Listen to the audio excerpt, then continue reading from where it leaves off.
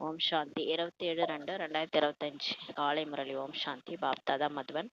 சிவத்தந்தையை பிரம்மா தந்தையோட உடல் அவதரிச்சு நமக்காக ஆசிரியராகி பாடம் எடுக்க வந்திருக்கிறாங்க.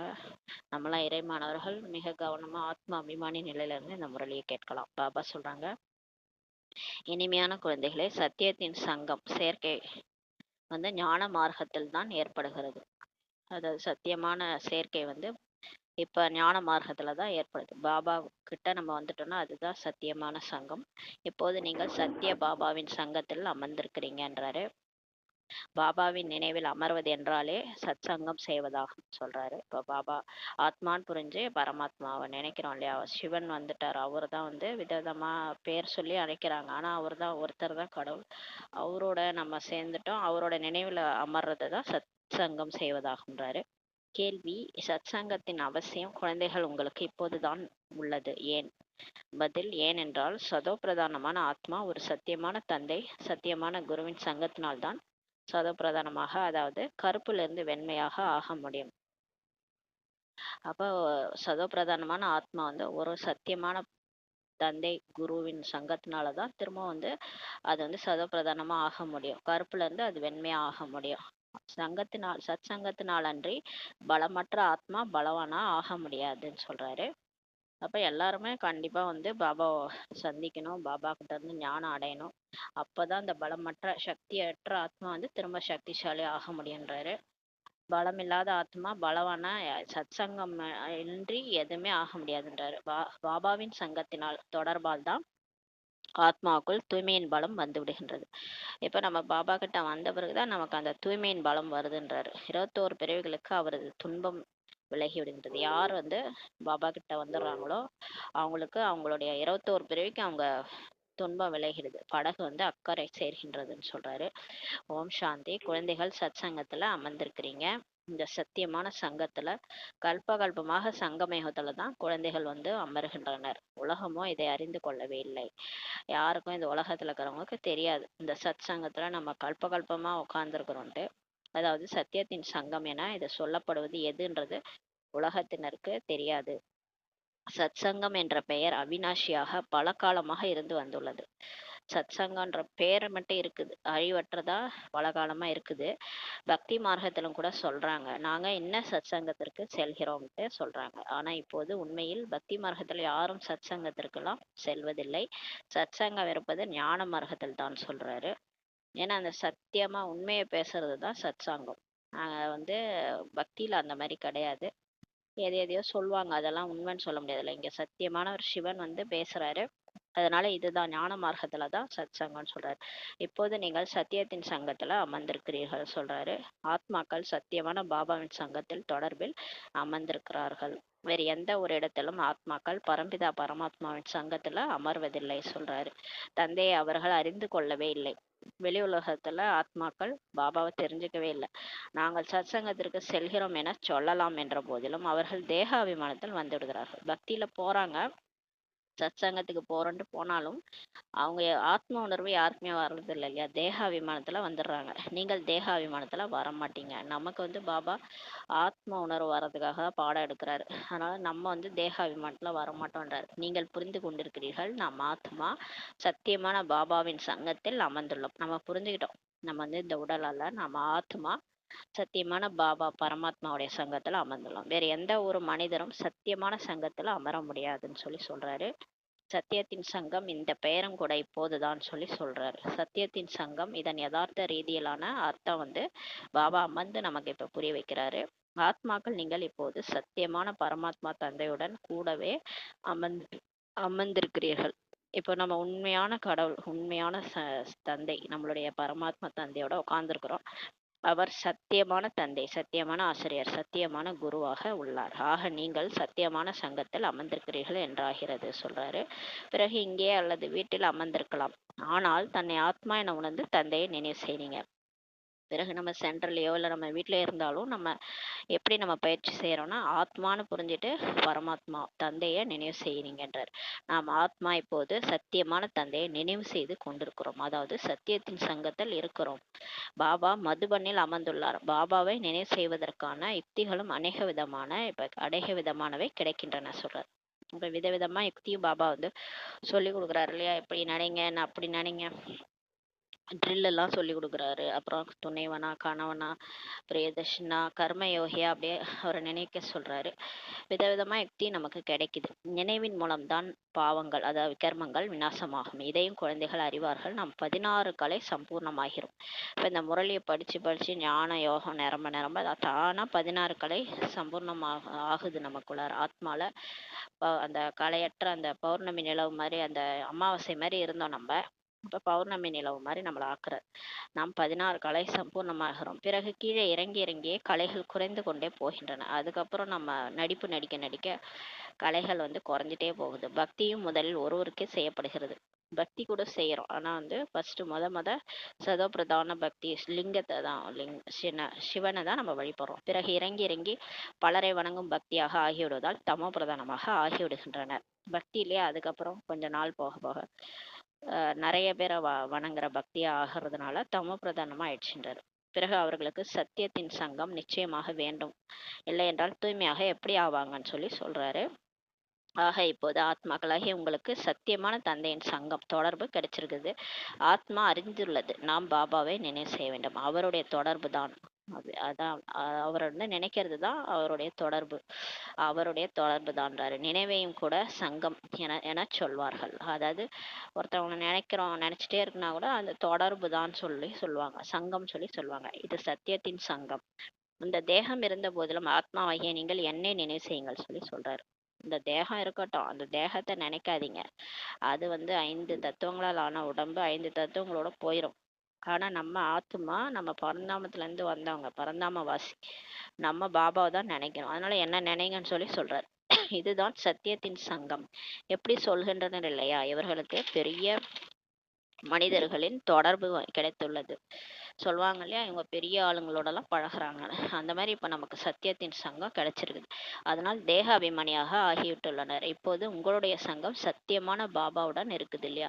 இதன் மூலம் நீங்க தமோ பிரதானத்திலிருந்து சதப்பிரதானமாக ஆகிறீங்கன்றார். பாபா சொல்கிறார், நான் ஒரு முறை மட்டுமே வருகிறேன். இப்போது ஆத்மாவுக்கு பரமாத்மாவுடன் சங்கம் ஏற்படுவதால் 21 பிறவிகளுக்கு அனைத்தையும் கடந்து சென்று விடுகிறீர்கள் சொல்றாரு. இப்போ ஒரு முறைதான் பாபா வராரு, சங்கம் யுகத்துல வராரு. இப்ப அவரோட நமக்கு சங்கம் மேலா சந்திப்பு ஏற்படுறதுனால, அவரோட சங்கம் வச்சுக்கிறதுனால, தொடர்பு வச்சுக்கிறதுனால 21 பிறவிக்கு நம்ம துன்பம்லாம் விலகி நம்ம எல்லாத்தையும் கடந்து போயிடும்ன்றாரு. பிறகு உங்களுடைய சங்கம் தேகத்துடன் ஏற்பட்டு விடுகிறது. அதுக்கப்புறம் 2500 வருஷம் கழிச்சு அந்த ஆத்மான்றதே மறந்து போய் தேகம் தான் நினைச்சிட்டு எல்லா தேகத்தோட நமக்கு பந்தனம் ஏற்பட்டுருது. இவ்வாறு டிராமா உருவாக்கப்பட்டுள்ளதுன்னு சொல்றாரு. பாபா சொல்கிறார், என்னுடன் குழந்தைகளாகிய உங்களுக்கு சங்கம் ஏற்படுவதால் நீங்கள் சதோ பிரதானமாக ஆகிடுறீங்க. இப்ப அதாவது உன் நண்பனை சொல்ல, உன்னை பத்தி சொல்றேன்னு சொல்லுவாங்க. அதாவது என்ன, நல்ல தொடர்பு, நல்ல சங்கம் நம்மளை வந்து உயர்த்தும், தீய சங்கம் வீழ்த்துன்னுவாங்க. அந்த மாதிரி இப்ப பாபாவோட சேர சேர நம்ம வந்து சதோ பிரதானமா ஆயிடும்னு சொல்றாரு. அதை கோல்டன் ஏஜ் என தான் சொல்லப்படுகிறது.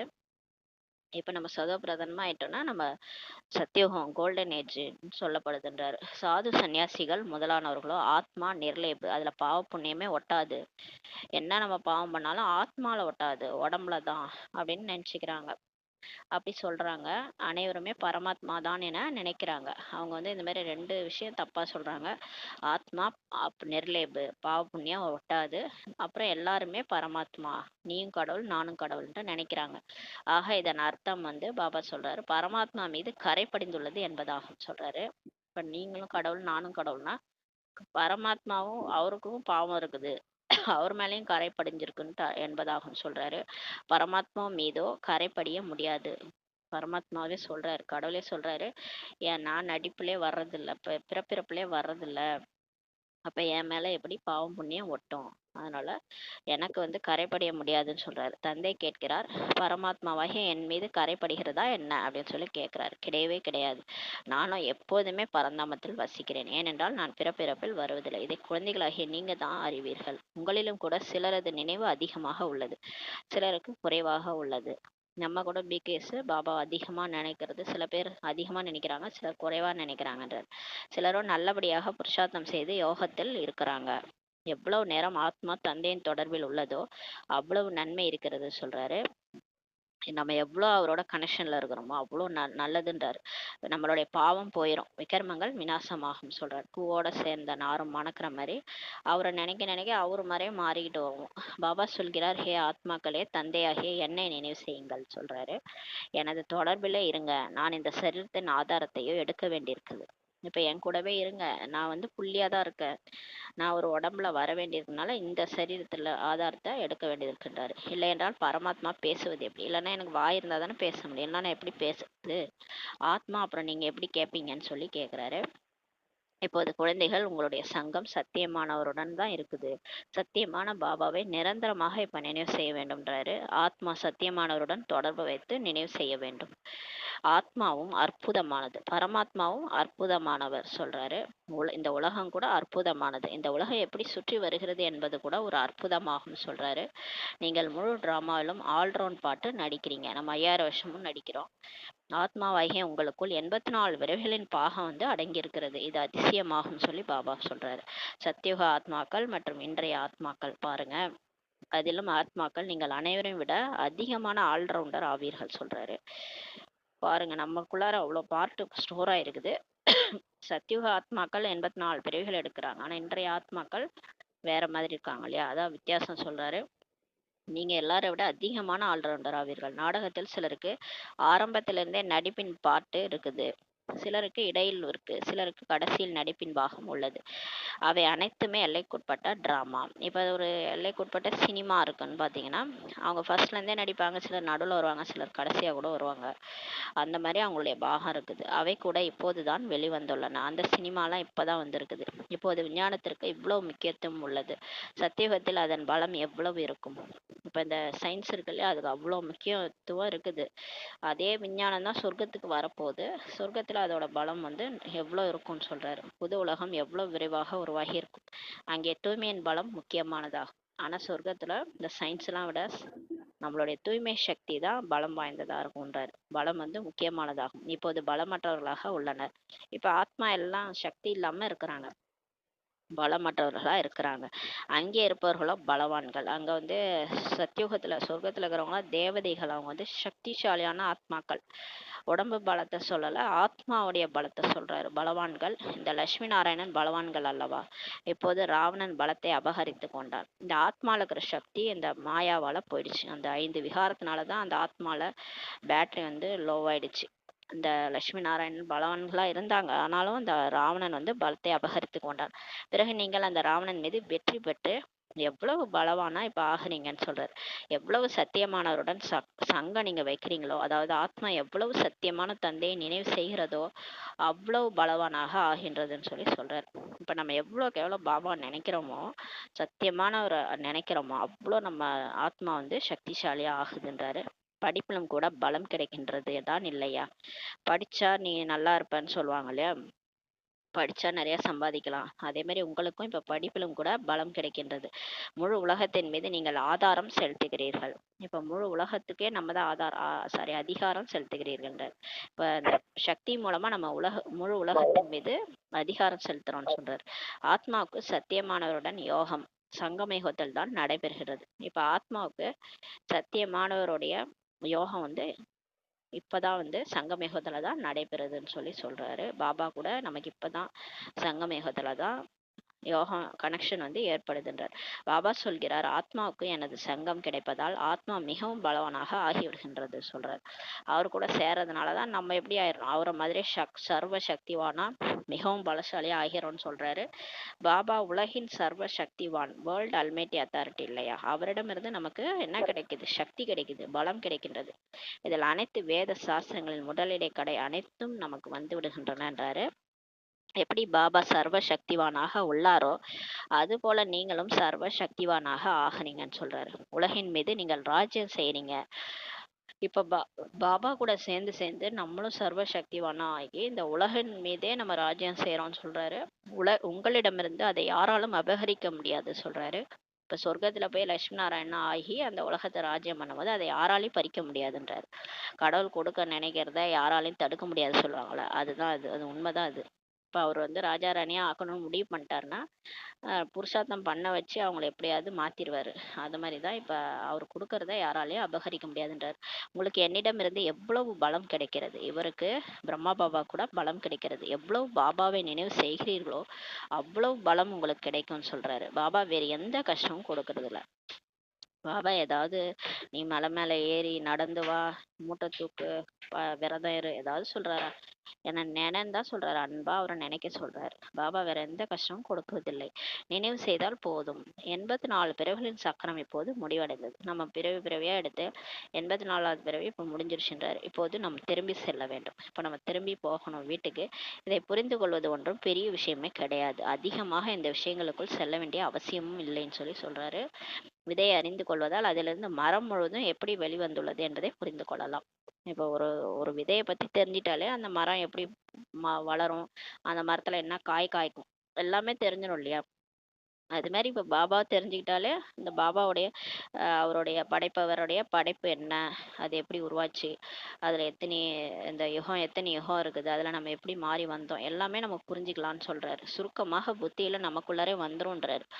இவை மிகவும் விசித்திரமான விஷயங்களாகும் சொல்கிறாரு. சில பிகேஸ்லாம் பாருங்களேன், வந்தோடனே 1 பாயிண்ட் 2 பாயிண்ட் தான் சொல்லுவீங்க. அப்புறம் ரொம்ப ஆர்வத்தில் பார்த்தீங்கன்னா அவங்களே எல்லாத்தையும் கேட்டு தெரிஞ்சு ஃபுல்லாக புரிஞ்சுக்குவாங்க. புத்தியில் அவங்களுக்கு தானாகவே வந்துடும். நிறைய ஞானம் நமக்கே சொல்லுவாங்க. அந்த மாதிரி கூட அது என்னன்னா இதெல்லாம் விசித்திரமான விஷயம்னு சொல்றாரு பாபா. பக்தி மார்க்கத்தில் மனிதர்கள் எவ்வளவு அடி வாங்கி கஷ்டப்படுகின்றனர். ஆனா பக்தியில பாருங்க, எதுவுமே அறியாமையினால மனுஷங்க அடி வாங்கி கஷ்டப்படுறாங்க, முயற்சி செய்யறாங்க, ஆனா எதுவுமே அவங்களுக்கு கிடைப்பதில்லை. கோயில் கோயிலா போறாங்க, சுத்துறாங்க, அவ்வளோ ஆச்சாரமா அது இதுவும் செஞ்சாலும் அதனால ஒண்ணுமே கிடைக்கிறது இல்ல. பாபா வந்து உங்களை உலகத்தின் எஜமானரா ஆக்குறாரு. ஆனா பக்தி முடிஞ்ச பிறகு பாபா கிடைக்கிறாரு. பாபா கிடைச்ச பிறகு நம்மள வந்து உலகத்துக்கே எஜமானரா ஆக்குறாரு. நாம் யோக பலத்தினால் உலகத்தின் எஜமானராக ஆகிறோம் சொல்றாரு. இந்த புருஷார்த்தத்தையே தான் செய்ய வேண்டும். இப்ப நம்ம பாபா நினைக்கிற புருஷார்த்தத்தை செய்யணும். பாரதத்தின் யோகம் பிரசித்தி பெற்றதுன்னு சொல்லி பாபா புரிய வைக்கிறாரு. இந்த ராஜ யோகத்தை தான் அப்படி சொல்றாங்க, பிரசித்தி பெற்றதுன்னு. யோகத்தினால் உங்கள் ஆயுள் எவ்வளவு அதிகமாகின்றது. இப்ப பாபா நினைக்க நினைக்க நமக்கு வந்து உடல் ஆரோக்கியமும் அதிகமாகும். நம்ம ஒழுங்கா சாப்பாடெல்லாம் சரியா சாப்பிடுவோம். பாபா தான் சொல்றாருல, உடலையும் பார்த்துக்கோங்க. ஏன்னா இந்த உடல் வந்து ஒரு இன்ஸ்ட்ருமெண்ட் மாதிரி, ஒரு கார் மாதிரி. அந்த காரை வந்து நம்ம வந்து இந்த காருக்கு வந்து நம்ம வந்து ஓனரா மட்டும் இருக்கக்கூடாது, மெக்கானிக்காவும் இருக்கணும். அதாவது இந்த உடலை நல்லா கவனிச்சுக்கணும். அப்பதான் வந்து ரொம்ப நாளைக்கு நம்ம வந்து சக்திசாலியா இருந்து இந்த ஞானத்தையும் கேட்க முடியும். அந்த உடல் ஆரோக்கியமா வச்சுக்கிட்டாதான் நம்ம உயிர் வாழ முடியும். அதனால பிகே லைஃப்ல பாபா யோகா மூலமா நம்மளோட ஆயுள கூட அதிகமாகுதுன்னு சொல்றாரு. எவ்வளவு அதிகமாகின்றது பாருங்க. அதனாலதான் ஜானகி தாதி சொல்லியிருக்காங்க, எனக்கு 104 வயசுலாம் கிடையாது ஜாதகத்துல, ஆனா நான் யோகா மூலமா தான் எனக்கு இவ்வளவு வயசு எக்ஸ்டெண்ட் ஆயிருக்குன்னு சொல்லியிருக்காங்க. சத்தியமானவரின் சங்கத்தினால் எவ்வளவு நன்மை ஏற்படுகின்றதுன்னு சொல்றாரு. இப்ப அவரு கூட சிவன் கூட சேர்ந்ததுனாலதான் நமக்கு அவ்வளோ நன்மை, ஆயுள் கூட நீள்கின்றதுன்னு சொல்றாரு. நம்ம வந்து இந்நேரம் நம்ம பழைய வாழ்க்கை வாழ்ந்திருந்தோம்னா இந்நேரம் நம்ம போய் சேர்ந்திருப்போம். ஏன்னா நம்ம அந்த மாதிரியான உலகத்துல எல்லாரும் அப்படி வாழறாங்க இல்லையா? என்னென்னலாம் கிடைக்குதோ எல்லாத்தையும் சாப்பிட்டுட்டு தான் ஹார்ட் அட்டாக் எல்லாம் வருது. இப்ப குழந்தைங்கலாம் கூட, ஸ்கூலுக்கு போற பசங்கலாம் கூட ஹார்ட் அட்டாக் வந்து இறந்துடுறாங்கன்னா என்ன ரீசன்னா சாப்பாடு தான், ஃபுட்டு தான். ஃபுட்டு வந்து அந்த ஃபுட்டில் ஒரு கண்ட்ரோல் இல்லாதனால தான் அந்த மாதிரி இறந்துடுறாங்க. இப்போ பாபா நம்மள எல்லாத்தையும் கண்ட்ரோலில் கொண்டு வந்துட்டார் இல்லையா? அதனால நன்மை ஏற்படுது, ஆயுளும் நீள்கின்றது, மேலும் உடலும் நோயற்றதாக ஆகிவிடுகின்றதுன்னு சொல்றாரு. இந்த அனைத்து விஷயங்களும் குழந்தைகளாகிய உங்கள் புத்தியில் பதிய வைக்கப்படுகின்றது சொல்றாரு. இப்ப எல்லாமே நம்ம புத்தியில பதிய வைக்கிறார். பிராமணர்களாகிய உங்களை தவிர வேற யாருக்கும் சத்தியமானவரோட சங்கமே கிடையாதுன்னு சொல்றாரு. இப்ப நம்மளை தவிர யாருக்கும் பாபாவோட கனெக்ஷன் கிடையாது. நீங்கள் பிரஜாபிதா பிரம்மாவின் குழந்தைகள், தாத்தாவின் சிவபாபாவின் பேரப்பிள்ளைகள். நம்மளாம் பாருங்க, தாத்தாவுடைய பேரப்பிள்ளைகள். ஆக இவ்வளவு குஷி நம்ம இருக்க வேண்டும் இல்லையா? கடவுளே எனக்கு தாத்தா, நாம் தாத்தாவின் பேரப்பிள்ளைகள்னா எவ்வளோ ஒரு குஷி இருக்கணும்ன்றாரு. ஆசியும் தாத்தாவிடம் வந்துதான் கிடைக்கிறது இல்லையா? இதுவே நினைவு யாத்திரை ஆகும் சொல்றாரு. புத்தியில் இதே சிந்தனை ஓடிக்கொண்டிருக்க வேண்டும். அந்த சத் சங்கங்கள்ல ஒரு பக்கமாக சென்று அமர்கின்றனர். இங்கே அந்த விஷயமே கிடையாது. ஒரு ஒரு இடத்தில் அமர்வதால் தான் சத்தியமான ஒரு சங்கம் என்று ஆகிவிடாது. அந்த மற்ற சத்சங்கள்லாம் ஏதோ ஒரு இடமா உட்காருங்க, இப்படி உட்காருங்க, காலை இப்படி வச்சுட்டு உட்காருங்க அப்படிலாம் சொல்லுவாங்க. ஆனா இங்கெல்லாம் வந்து ஒரே இடத்துலலாம் உட்கார்றதுனால தான் பாபாவுடைய சங்கம்ன்ட்டு ஆகிவிடாது. உட்காந்தே எல்லாம் இருக்க தேவையில்ல. இங்க வந்து எழும்போதும் அமரும்போதும் அவரை நினைவு செய்வோமானால் நாம் சத்தியமான சங்கத்தில் இருக்கிறோம் என்றார். நீங்க வந்து நம்ம உட்காந்தே இருக்கணும் அவசியம் கிடையாது. எழுந்தாலும் நடந்தாலும் அமர்ந்தாலும் அவரை நினைச்சாலே போதும், அவரோட சங்கத்துல இருக்கிறோன்ட்டு என்றார். ஆனால் நினைவு செய்யவில்லை என்றால் தேக அபிமானம் உள்ளதுன்னு சொல்றாரு. தேகமும் உண்மை இல்லாத பொருள் இல்லையா? இப்ப நம்ம நினைக்கலன்னா என்ன அர்த்தம்? நம்ம அவரை நினைக்கலன்னா நம்ம வேற என்ன நினைச்சிட்டு இருப்போம்? வேற என்னன்னா நம்ம நம்ம உடம்ப நினைச்சிட்டு இருப்போம். உடம்புல ஏதாவது நோயினா அதை நினைச்சிட்டு இருப்போம். இல்லைன்னா வேற யாராவது மத்தவங்கள தேக அதாவது யாரெல்லாம் தேகமோ அவங்கள வந்து நினைச்சிட்டு இருப்போம். அப்ப வேற ஏதாவது பொருளு, வஸ்து, அப்புறம் தேக சம்பந்தம், உறவினர்கள் இவங்களெல்லாம் நினைச்சிட்டு இருந்தோம்னா அப்ப நமக்கு தேகாபிமானம் இருக்குன்னு அர்த்தம். பாபா நினைக்கலன்னா தேகாபிமானம் இருக்குதுன்னு அர்த்தம்னு சொல்றாரு. தேகமும் உண்மையல்லாத பொருள் இல்லையா? தேகம் வந்து அது என்னைக்கா இருந்தாலும் போயிடும். நம்ம தேகமும் சரி, மற்றவங்க தேகமும் சரி, ஒரு நாள் அழியதான் போகுது இல்லையா? அப்ப வந்து அதை ஏன் நினைக்கிறீங்க? தேகத்தை சத்தியம் என சொல்ல மாட்டார்கள், அது பொய். ஆனா இந்த தமிழ்ல வந்து மெய்யின்னு பேர் வச்சிருக்கிறாங்க உடலுக்கு, ஆனா உண்மையிலே அது பொய். தேகத்தை சத்தியம் என சொல்ல மாட்டார்கள். தேகமும் ஒரு ஜட பொருளாகும், 5 தத்துவங்களால் ஆனதுன்னு சொல்றாரு. அதில் ஆத்மா இல்லைனில் அசைவே இருக்காது. அந்த உடம்புல கூட உயிர் இருக்கிற வரைக்கும் தான் அது அசையும். உயிர் போயிடுச்சுன்னா அசையாது இல்லையா? ஆத்மா இல்லைன்னா அந்த உடல் அசையாதுன்னு சொல்றாரு. மனிதர்களின் சரீரத்துக்கோ மதிப்பே கிடையாது. அதாவது மற்ற சரீரத்தை எல்லாம் கூட இப்ப செத்து போன யானையோட தந்தம் அது இது எல்லாத்தையும் யூஸ் பண்றாங்க. மிருகங்களுடைய இதெல்லாம் கூட அந்த எல்லாமே செப்பல் தைக்கிறது அது இதுன்னு தோலை கூட யூஸ் பண்ண ஒண்ணுத்தையும் விட மாட்றாங்க. ஆனா மனுஷங்க செத்து போனா அடுத்த நிமிஷமே கொண்டு போய் எரிச்சிருவாங்க. ஏன்னா அவ்வளோ ஸ்மெல் அடிக்கும். அதனால ஒரு யூஸும் கிடையாது. அதனால மனுஷங்களோட சரீரத்துக்கு மதிப்பே கிடையாதுன்னு சொல்றாரு. அதுல ஆத்மா இருக்கிற வரைக்கும் தான் வேல்யூ. ஆத்மா போயிடுச்சுன்னா ஒரு ஒரு நாளுக்கு மேல வச்சிருக்க மாட்டாங்க. எப்ப தூக்கிட்டு போங்கன்னு தான் சொல்லுவாங்க. யாரா இருந்தாலும் அப்படியே வச்சுக்கிட்டே இருக்க மாட்டாங்க ஒரு வருஷம்லாம். அது கூட எல்லாம் வாழவும் மாட்டாங்க. உடனே கொண்டு போய் எரிக்கிறதுக்கு தான் முயற்சி பண்ணுவாங்க இல்லையா? அப்ப அதுக்கு வேல்யூவே கிடையாதுன்றாரு.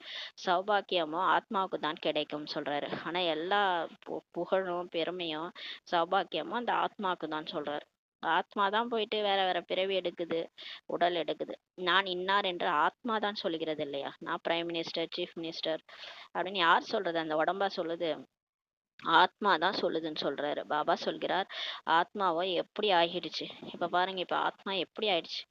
முட்டை, ஆமை, மீன் அனைத்தையும் சாப்பிட்டு விடுகின்றது.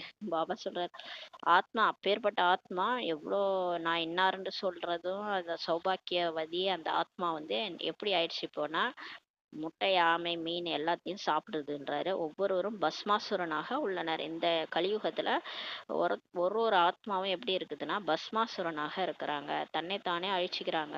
தன்னைத்தானே பஸ்மம் செய்து கொள்கின்றனர். எப்படின்னா காமசிதையில வந்து ஒவ்வொருவரும் தன்னை பஸ்மம் செய்து கொண்டுள்ளனர் என்றால் பஸ்மாசுரன் ஆகின்றனர் இல்லையான்னு சொல்றாரு. இன்னைக்குதான் புரியுது பஸ்மாசுரன்னா என்னன்னா, யார் காமசிதையில போயிட்டு தன்னைத்தானே அழிச்சுக்கிறாங்களோ. ஏன்னா அதுல போனா காமத்துல போனா ஆத்மாவுடைய பேட்டரி லோ ஆயிடும்.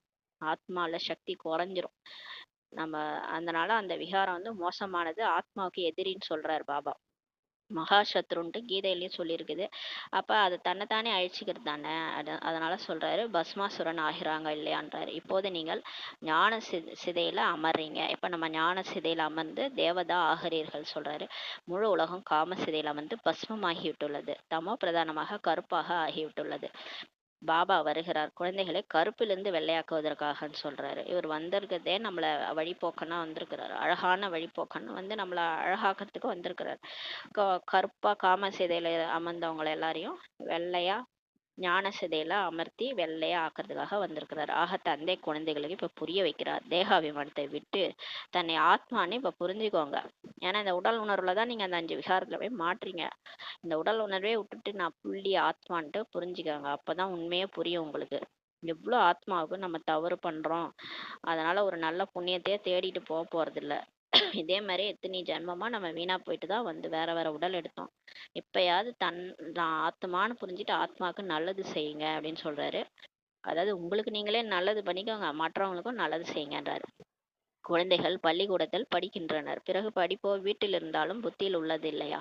ஸ்கூல்ல போய் படிச்சுட்டு வந்தாலும் வீட்லயும் வந்தாலும் பசங்களுக்கு அந்த என்ன ஸ்கூல்ல சொல்லி கொடுத்தாங்களோ அது புத்தியில இருக்குது இல்லையா? மறந்தா போயிடுது. இதுவும் உங்களுடைய புத்தியில் இருக்க வேண்டும். அதே மாதிரிதான் நீங்க சென்ட்ரல்ல படிச்சுட்டு வந்தாலும் மதுபன்ல சொல்லி கொடுத்தாலும் அந்த புத்தியில அந்த விஷயங்கள் ஞானம் வந்து ஓடிட்டே இருக்கணும். இது உங்களுடைய மாணவ வாழ்க்கை. இது நம்ம வந்து இறை மாணவ வாழ்க்கை. Students life is the best லைஃப்னு சொல்லுவாங்க. இது வந்து காட்லி ஸ்டூடெண்ட் லைஃப். கடவுளே நமக்கு டீச்சர் ஆகி பாடம் எடுக்கிறாரு. அப்போ நமக்கு எவ்வளோ ஒரு students life is the best லைஃப்னு சொல்றாரு. அப்போ இது இறை மாணவ வாழ்க்கை. நோக்கம் குறிக்கோள் நமக்கு இருக்கிறது. எழும்போதும் அமரும் போதும் நடமாடும் போதும் புத்தியில் இந்த ஞானமே இருக்கணும்னு சொல்றாரு. இப்போ நம்ம நடந்தாலும் சுத்தினாலும் தூங்கினாலும் எழுந்தாலும் நமக்கு கனவுல கூட இந்த ஞானம் தான் வரணுன்றாரு. பாபா தான் நினைக்கணும். இங்கே குழந்தைகள் வருகின்றனர், புத்துணர்ச்சி பெறுகின்றனர். மதுபன்ல போறோம், ரெஃப்ரெஷ் ஆகிறோம். யுக்திகள் கூட புரிய வைக்கப்படுகின்றன. இப்படி இப்படி செய்யுங்கள்ன்ட்டு பாபா சொல்லி கொடுக்குறாரு. உலகத்தில் ஏராளமான சத்சங்கள் உள்ளன. எவ்வளவு மனிதர்கள் வந்து ஒன்று சேர்றாங்க. உண்மையில அது சத்சங்கமோ இல்லை சொல்றாரு. சத்தியத்தின் சங்கமோ இப்போது குழந்தைகளாகிய உங்களுக்கு தான் கிடைக்கின்றது. பாபா வந்து சத்தியுகத்தை சாதனை செய்கிறார். நீங்கள் எஜமானர் ஆகிடுறீங்க. தேக அபிமானம் அல்லது பொய்யான அபிமானத்தினால்தான் நீங்க கீழே விழுந்துடுறீங்கன்றாரு. அதாவது நம்ம பாபா உயர்த்துறாரு, ஆனா நம்ம மாயா வீழ்த்துதுன்னா நம்ம தேகாபிமானத்தினால்தான் நம்ம கீழே விழறோன்றாரு. சத்தியத்தின் சங்கத்தினால் உயர்ந்து செல்கிறீர்கள். அரை கல்பமாக நீங்க பலனை அனுபவிக்கிறீங்கன்னு சொல்றாரு. அங்கேயும் கூட உங்களுக்கு சத்தியத்தின் சங்கம் உள்ளது என்பதெல்லாம் கிடையாது. அங்க சொர்க்கத்துல கூட நமக்கு பாபா கிடையாது, சத்தியத்தின் சங்கம்லாம் கிடையாது. அங்க தேவதைகளோட தான் நமக்கு சங்கம் இருக்கும்.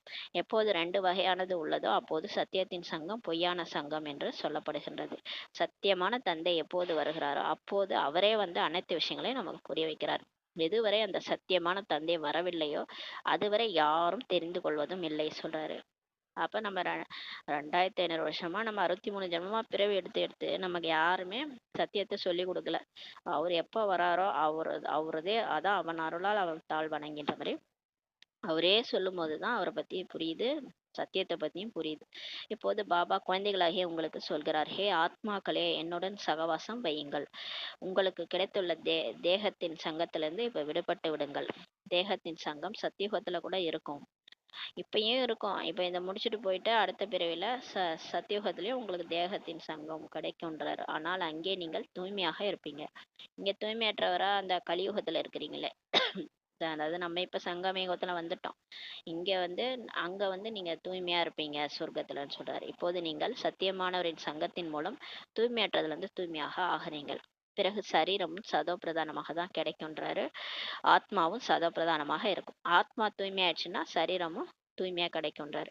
இப்போதோ உலகம் கூட தமோ பிரதானமாக இருக்குது. உலகம் புதியதாகவும் பழையதாகவும் ஆகுது. புது உலகத்தில் நிச்சயமாக ஆதிசநாதன தேவதா தர்மம் இருந்தது. இது யார் சொல்றது? சத்தியமான சிவன் சொல்றாரு. புது உலகத்துல நிச்சயமா தேவி தேவதா தர்மம் இருந்தது. இன்று அந்த தர்மத்தை மறைச்சிட்டு ஆதி சனாதன ஹிந்து தர்மம்ட்டு சொல்றாங்க. குழம்பி போயிட்டாங்க. இப்போது பாரதவாசிகள் நீங்க புரிஞ்சிட்டீங்க. நாம் புராதன தேவி தேவதா தர்மத்தை சேர்ந்தவர்களாக இருந்தோம். நம்ம தான் தேவதைகளா இருந்தோம் ஒரு காலத்துல, சத்தியோகத்தின் எஜமானர்களாக இருந்தோன்றதை நீங்க புரிஞ்சிட்டீங்க. ஆனால் அந்த போதை எங்கே, ஆனா அந்த நஷா எங்கன்னு சொல்லி கேக்குறாரு. நான் வந்து உலகத்துக்கே எஜமானனா லட்சுமி நாராயணனா இருந்தேன், இல்ல தேவதையா இருந்தேன் அப்படின்னா எவ்வளவு ஒரு போதை வரணும். அது ஏன் உங்கள்ட்ட இல்லைன்றாரு. கல்பத்தின் ஆயிலையே நீண்டதாக எழுதிட்டாங்க. அனைத்து விஷயங்களையும் மறந்துட்டாங்க. அந்த லட்சக்கணக்கான வருடங்கள்னு எழுதுனாங்க இல்லையா, அதுல எல்லாத்தையும் மறந்துட்டாங்க. இந்த யார் மறந்ததுன்னா இவங்க தான், பாரதவாசிகள் தான் மறந்துட்டாங்க. இதற்கு பெயரே மறதியின் விளையாட்டுன்னு சொல்லி சொல்றாரு. இப்போது சத்தியமான தந்தை மூலம் நீங்க முழு ஞானத்தையும் அறிந்து கொள்வதால் உயர்ந்த பதவி பெறுகிறீர்கள். பிறகு அரை கல்பத்திற்கு பின் நீங்க கீழே இறங்குகிறீர்கள் சொல்றாரு. ஏனென்றால் ராவண ராஜ்யம் ஆரம்பமாகுது. எப்ப 2500 வருஷம் முடியுதோ மாயா உள்ள நுழைஞ்சிருது. உலகம் பழையதாகவே ஆகும் இல்லையா.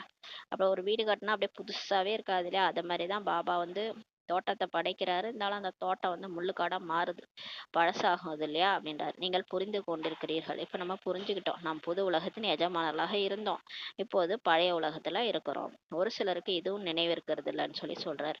நம்ம ஏன் இங்க வந்து மாட்டிக்கிட்டோம் அப்படின்ட்டு நமக்கு தெரியுது. சிலருக்கு பிகேஸ்க்கு இது கூட நினைக்கிறது இல்லை, நினைவிருப்பதில்லைன்றாரு. பாபா நம்மை சொர்க்கவாசியா ஆக்குகிறார். அரைக்கல்பம் நாம் சொர்க்கவாசியாக இருப்போம். பிறகு அரைக்கல்பத்திற்கு பின் கீழே இறங்குறீங்க. ஏனெனில் ராவண ராஜ்யம் தொடங்குது இல்லையா, அதனால ஆட்டோமேட்டிக்கா ஏணிப்படியில கீழே இறங்கி வரோன்றாரு. தேவதையா இருந்த நாம சாதாரண மனுஷனாயிரும். உலகம் பழையதாகவோ ஆகும் இல்லையா. நீங்கள் புரிஞ்சிட்டீங்க. பாபா நம்மை சொர்க்கவாசியாக ஆக்குகிறார். அரை கல்பத்திற்கு நாம் சொர்க்கவாசியாக இருப்போம். பிறகு நரகவாசியா நம்ம ஆவோன்ட்டு நீங்க புரிஞ்சுட்டீங்க. நீங்களும் கூட மாஸ்டர் சர்வ சக்திவானாக புருஷார்த்தத்தின் அனுசாரம் வரிசை கிரமப்படி இப்ப ஆகியிருக்கிறீங்கன்றாரு. இது ஞான அமிர்தத்தின் சத்தான ஊட்டம். பாபா இப்ப டோஸ் அதிகரிச்சு நமக்கு சத்தான சாப்பாடு கொடுக்குறாரு ஆத்மாவுக்கு. ஞான அமிர்தத்தினுடைய சத்தான டோஸ் ஊட்டம் சொல்றாரு. சிவபாபாவுக்கு பழைய உடல் உறுப்புகள் கிடைத்துள்ளன. சிவபாபாவுக்கு ஒரு உடம்பு வேணும், அது வாய் வேணும், அது மூலமாக தான் பேசுவார். அதுக்கு அவர் கிடைச்சிருக்கிறதே அந்த பழைய உடல் உறுப்பு தான். அது பிரம்மா பாபாவுடைய பழைய உடல் உறுப்புகள் தான் கிடைத்துள்ளனன்றார். புது உறுப்புகளோ கிடைப்பதில்லை. அப்புறம் ஃப்ரெஷ்ஷாக ஒரு குழந்தை சரீரமாக கிடைக்குது. குழந்தை உடம்புல வந்து பேசினா யார் கேட்பாங்க? இல்லை நடுத்தர வயதுல வந்து பேசினாலும் யாரும் கேட்க மாட்டாங்க. இந்த வயதான ஒரு உடல்ல வந்து பேசும்போதே தான் யாரும் கேட்கல. அதான் சொல்றாரு, எனக்கு இந்த பழைய உடம்பு தான் கிடைச்சிருக்குது, புது உறுப்புகளோ கிடைப்பதில்லை. பழைய வாத்தியம் கிடைக்கிறது, பழைய சரீரம் தான் கிடைக்கிறது. பாபா வருவதே வானப்பிரஸ்த நிலையில் தான். 60 வயசான ஒரு உடம்புல தான் கடவுளே வராரு. குழந்தைகளுக்கு குஷி ஏற்படுகிறது என்றால் பாபாவும் குஷி அடைகிறார். இப்ப நமக்கு குஷி வருதுன்னா பாபாவுக்கும் குஷி வருது. பாபா சொல்கிறார், நான் குழந்தைகளுக்கு ஞானம் கொடுத்து ராவணனிடமிருந்து விடுப்பதற்காக செல்கிறேன். இப்ப சிவனே வந்து சொல்றாரு, உங்களுக்கு ஞானம் கொடுத்து உங்களை அந்த மாயாட்ட இருந்து விடுவிப்பதற்காக தான் வரன்றாரு. பாகமோ குஷியுடன் நடிக்கப்படுகிறது இல்லையா? அந்த பாட்டு கூட குஷி குஷியா நடிக்கிறான்னு சொல்றாரு. பாபா மிகுந்த குஷியுடன் தமது பாட்டை நடிக்கிறார். அவரு சிவபாபா ஜாலியா வந்து அவர் பாட்டு நடிக்கிறார். பாபா இங்கே கல்பமாக வர வேண்டியுள்ளது. 5000 வருஷத்துக்கு ஒரு தடவை வந்து தான் நமக்கு பாடம் எடுக்கிறார். இந்த பாகம் ஒருபோதும் முடிந்து போவதில்லை. இந்த பாட்டு ஒருபோதும் முடியறதில்ல. குழந்தைகளுக்கு மிகுந்த குஷி இருக்கணும். எவ்வளவு சத்தியத்தின் சங்கத்தில் நீங்க சேர்கிறீர்களோ அவ்வளவு உங்களுக்கு குஷி இருக்கும்ன்றாரு. நினைவு குறைவாக செய்கிறீர்கள், அதனால் தான் அவ்வளவு குஷி இருப்பதில்லை. இப்ப நம்ம எல்லாரும் ஒண்ணா சேர்ந்துட்டு ஞானத்தை சிந்தனை பண்றது, அப்ப ஏதாவது ஒரு போட்டி வச்சுக்கிட்டு அந்த மாதிரி எல்லாம் நம்ம எந்த நேரம் பாபா நினைவுல இருக்கிறோம், யோகா பண்றோம்னா எல்லாருக்கும் அந்த குஷி வரும். அப்ப வந்து யாருமே ஒழுங்கா முரளி படிக்கிறது இல்ல, கேட்கறது இல்ல, பாபாவே நினைக்கிறது இல்லைன்னா அவங்கவுங்களுக்கு மாயா வந்து என்ன பண்ணிடும், அந்த குஷியை குறைச்சி விட்டுரும். அதனால நீங்க குறைவா பாபா நினைக்கிறீங்கன்னா அவ்வளவு குஷி உங்களுக்கு இருக்காதுன்றாரு. பாபா குழந்தைகளுக்கு ஆஸ்தி தருகிறார். எந்த குழந்தைகள் உண்மையான மனதுடையவர்களோ அவர்கள் மீது பாபாவுக்கு மிகுந்த அன்பு உள்ளதுன்னு சொல்றாரு. பாபா இப்ப ஆஸ்தி கொடுக்குறாரு, ஆனா யார் உண்மையா அவரை நினைக்கிறாங்களோ, உண்மையான மனசோட பாபா நினைக்கிறாங்களோ அவங்க மேலதான் பாபாவுக்கு மிகுந்த அன்பு இருக்குதுன்றாரு. உண்மையான மனம் உள்ளவர்களிடம் பாபா திருப்தி அடைகிறார். உண்மையான மனசு யாருக்கு இருக்குதோ அவங்கள்ட்ட தான் பாபா திருப்தி அடைகிறார். உள்ளும் புறமும் யார் உண்மையானவர்களாக உள்ளனரோ, பாபாவுக்கு உதவியாளராக ஆகிறார்களோ, சேவையில் ஈடுபட்டு இருக்கிறார்களோ அவர்கள் தான் பாபாவுக்கு பிரியமானவர்கள் சொல்றாரு. உள்ளாரையும் சரி, ஆனா வெளியில ஒண்ணு உள்ள ஒண்ணு பேசுறவங்களும் இருக்கிறாங்க. அப்ப நம்ம உள்ளாரையும் இருக்கணும், உள்ளாரையும் நம்ம உள்ளார்த்தமா பாபாவுடைய சேவையை செய்யணும். புறமும் யார் உண்மையானவர்களா இருக்கிறாங்க, வெளியிலயும் உண்மையா இருக்கணும், உள்ளேயும் உண்மையா இருக்கணும். அந்த மாதிரி இருந்து பாபாவுக்கு உதவியாளராகி அவருடைய சேவையை யார் செய்யறாங்களோ அவங்கதான் பாபாவுக்கு பிரியமானவர்கள். தனது மனதை கேட்டுக்கொள்ள வேண்டும் சொல்றாரு. நான் உண்மையிலும் உண்மையான சேவை செய்கிறோமா? இப்போ உங்களை நீங்களே கேளுங்க, நான் உண்மையிலும் உண்மையான சேவை செய்யறோமான்றத கேளுங்க. உண்மையான பாபாவிடம் நாம் சங்கம் வைக்கிறோமா? நான் உண்மையிலுமே பாபா மட்டும் தான் நினைக்கிறேனா, இல்ல வேற யாரையான்னு நினைச்சிட்டு இருக்கிறேனா அப்படின்ட்டு நீங்களே கேளுங்க, உங்களை நீங்களே கேளுங்க. சத்தியமான பாபாவுடன் சங்கம் வைக்கவில்லை என்றால் என்ன கதி உங்களுக்கு கிடைக்கும்ன்றாரு. இப்ப கடவுளே வந்துட்டாரு, அவரோட்ட நமக்கு வேற வழி கிடையாது. அவரை நினைக்காம நீங்க அவரோட தொடர்பு வைக்கலன்னா உங்களுக்கு என்ன கதி கிடைக்கும்ன்றாரு. அநேகருக்கு வழி சொல்லி கொண்டே இருப்பீர்களானால் உயர்ந்த பதவி பெறுவீர்கள். இப்ப நீங்க மாறி மத்தவங்களையும் மாத்தணும் இல்லையா? நம்மளதான் கருவியா சூஸ் பண்ணியிருக்கிறாரு. அப்ப எவ்வளவு பேரை முன்னேற்றம் அடைய வைக்கணும், அப்பதான் நீங்க உயர்ந்த பதவி அடைவீங்கன்றாரு. சத்தியமான பாபாவிடம் நாம் என்ன ஆசி பெற்றிருக்கிறோம் என்று தனக்குள்ள இப்ப பார்க்கணும். இதையோ நம்பர்வார் அறிந்து கொண்டிருக்கிறீங்கன்றாரு. இப்பதான் எல்லாருக்கும் கொஞ்சம் கொஞ்சமா வந்து ஒரு பயம் வருது. நம்பர் வார் இப்ப நீங்க தெரிஞ்சிட்டீங்கன்றாரு. நாம எவ்வளவு ஆஸ்தி அடைஞ்சிருக்கிறோன்றத உங்களை நீங்களே இப்ப பார்க்கணும். அதாவது எனக்கு ஞானம் நிரம்பிருச்சா, நான் எல்லா முறையிலையும் படிச்சுட்டேனா, அவ்யக்த முறையில எல்லாம் படிச்சுட்டேனா, நான் ஞானம் நிரம்பி இருக்கா, எனக்குள்ள சக்தி நிரம்பி இருக்குதா, நான் சக்தியை வாங்கி வாங்கி எல்லாருக்கும் கொடுக்குறானா, எனக்கு உலகத்துல இருக்கிற எல்லா சகோதரர்கள் மேலயும் கருணை வருதா, எல்லாத்தையும் செக் பண்ணுங்க. அவரை மாதிரியே கருணை கடலா இருக்கிறேன்னா, அவரை மாதிரியே அன்பு, அமைதி, சுகம், சாந்தி எல்லா குணங்களும் எனக்கு நிறைஞ்சிருக்குதா, நிரம்பிருச்சா, எல்லாமே நிரம்பி நான் பாப் சமான் வந்துட்டேனா அப்படின்றத உங்களை நீங்களே செக் பண்ணணும். எல்லா ஆஸ்தியும் நான் பெற்றுட்டேனா அப்படின்ட்டு செக் பண்ணணும். அப்புறம் அவ்வளோ யோகா பண்ணணும் நம்ம. ஏன்னா வாழ்நாள் கொஞ்சம் தான், ஆனா வந்து நம்ம அடைய வேண்டியது நிறைய இருக்குது. அப்புறம் சம்பூர்ணமாகணும்னா நம்மளுடைய ஆயுளுக்குள்ளார நம்ம அந்த உடம்ப விட்டு போறதுக்குள்ளார அவ்வளோ அதிகமா நினைக்கணும். இதுதான் ரேஸ், ஓடுங்கன்றாரு. ஒவ்வொருவரும் எவ்வளவு ஆசி பெறுகிறார்கள் என்று பாபா பாக்குறாரு. நம்பர் வால் எல்லாருமே அவங்களே தெரிஞ்சிட்டு இருக்கிறாங்கன்றாரு. எவ்வளோ ஆஸ்தி நம்ம பெறுகிறோன்றது உங்களுக்கே தெரியுன்றாரு. இரவு பகலுக்கான வேறுபாடு கூட இருக்கிறதுன்னு சொல்றாரு. நல்லது. இனிமேல இனிமையான தேடி கண்டிருக்கப்பட்ட செல்ல குழந்தைகளுக்கு தாயும் தந்தையுமாகிய பாப்தாதாவின் அன்பு நினைவுகள் மற்றும் காலை வணக்கம். ஆன்மீக குழந்தைகளுக்கு ஆன்மீக தாய் தந்தை நமஸ்தே. நம் ஆன்மீக குழந்தைகள் ஆன்மீக தாய் தந்தைக்கு நமஸ்தே. தாரணைக்கான முக்கிய சாரம். ஃபர்ஸ்ட் பாயிண்ட், உங்களுக்கு கிடைத்துள்ள தேக சம்பந்தப்பட்ட சங்கத்திலிருந்து விடுபட்டு இருக்க வேண்டும். சத்தியமானவரின் சங்கத்தின் மூலம் தூய்மையாக வேண்டும். இரண்டாவது பாயிண்ட், இந்த மாணவ வாழ்க்கையில் நடமாடும் போதும் சுற்றி வரும்போதும் புத்தியில் ஞானம் சுழன்று கொண்டே இருக்க வேண்டும். ஸ்கூல்ல ஸ்டூடெண்ட்ஸ் படிச்சுட்டு வந்து வீட்லயும் அந்த மனப்பாடம் பண்ணிட்டு இருப்பாங்க சப்ஜெக்டை தான். அது மாதிரி நம்மளும் இது நம்ம இறை மாணவர் வாழ்க்கை இது. இந்த லைஃப்ல நம்ம நடமாடும் போதும் சுற்றி வரும்போதும் இன்னைக்கு முரளியில் என்ன சொன்னார் பாபா, ஏன் இப்படி சொன்னாரு, அப்ப அதெல்லாம் வந்து புத்தியில ஓடிக்கிட்டே இருக்கணும். நோக்கம் குறிக்கோளை நினைவு வைத்து புருஷார்த்தம் செய்ய வேண்டும். உங்களுடைய ஏம் ஆப்ஜெக்ட் என்ன, லட்சுமி நாராயணன் ஆகணும், இல்லை அவங்க ராஜ்யத்துலயாவது போயிடணும், தேவதையா ஆயிடணும். இதுதான் நம்மளுடைய முயற்சி. அதுக்காக புருஷார்த்தம் செய்யணுன்றாரு. உண்மையான மனசுடன் பாபாவின் உதவியாளர் ஆக வேண்டும். உண்மையான மனசோட பாபாவுக்கு அவங்க சொல்லிட்டாங்க இவங்க சொல்லிட்டாங்க அதனால நான் சேவை செய்யறேன் அப்படிலாம் செய்யக்கூடாது. உண்மையான மனசோட பாபாவுக்கு உதவியாளராக ஆகணும்னு சொல்றாரு. வரதானம், அவ்விபச்சாரி மற்றும் நிர்விக்ன மனோநிலையின் மூலம் முதல் ஜென்மத்தின் பலனை அடையக்கூடிய சமீபமான மற்றும் சமமானவர் ஆகுக என்ற வரதானம் கொடுக்கிறாரு.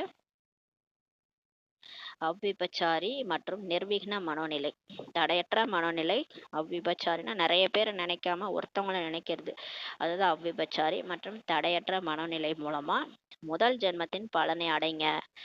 முதல் ஜென்மம்னா நம்ம இனிமே போய் எடுக்க போறோம் இல்லையா, ஃபர்ஸ்ட் ஜென்மம் வந்து அங்க, அதாவது இந்த பிராமண ஜென்மமே கீழே சொல்வார்னு நினைக்கிறேன். முன் ஜென்மத்தின் பலனை அடையக்கூடிய சமீபமான மற்றும் சமமானவர் ஆகுக. பாபாவுக்கு சமீபமாகவும் சமமாகவும் ஆகுக அப்படின்ற வரதானம் கொடுக்குறாரு.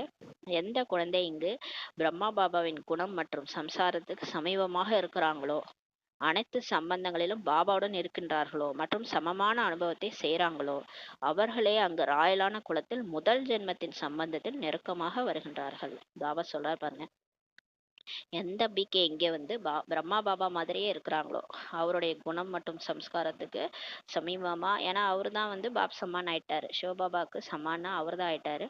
இப்ப நம்ம ஃபாலோ பண்ணணும்னா அவரை தான் ஃபாலோ பண்ணணும். அவர் எப்படி இருந்தாரு, அதனாலதான் அவரோட சிறப்பு அம்சங்கள்லாம் படிச்சு படிச்சு நம்ம அவரை மாதிரியே மாறணும்.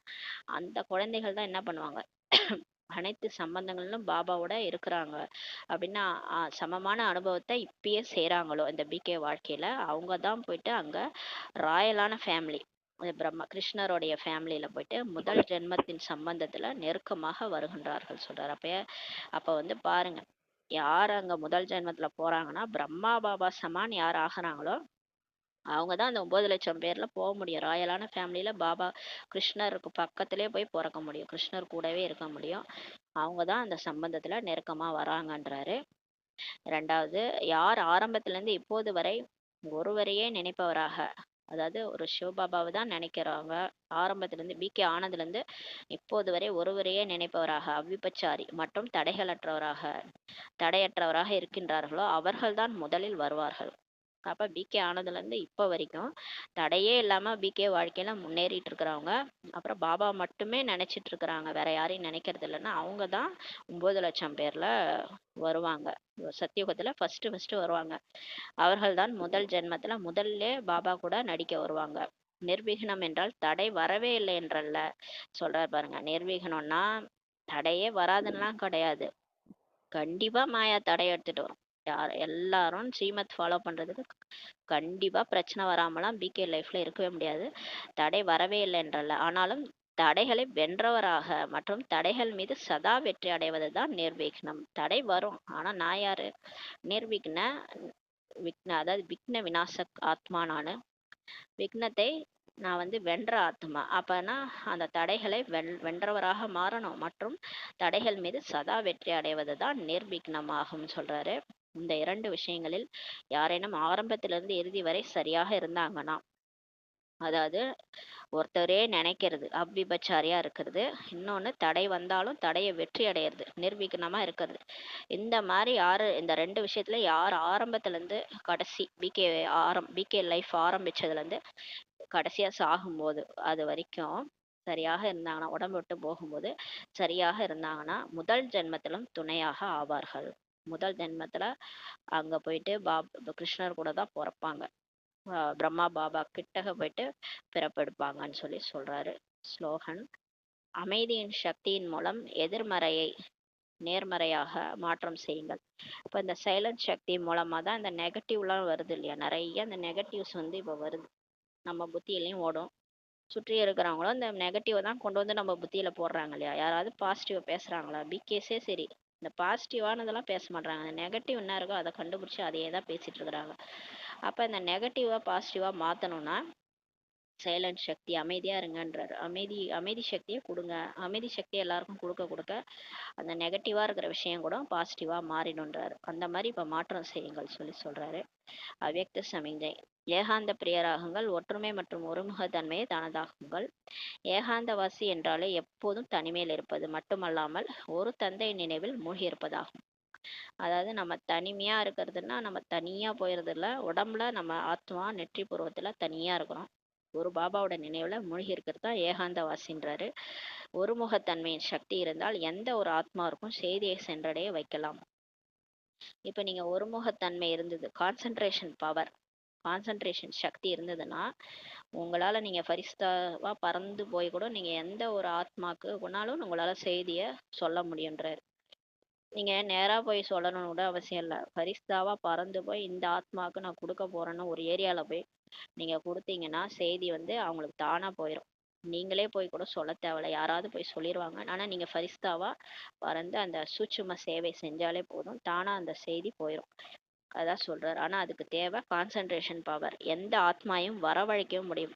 நீங்க இருக்கிற இடத்துக்கே கூட அவங்கள வர வைக்க முடியுன்றாரு.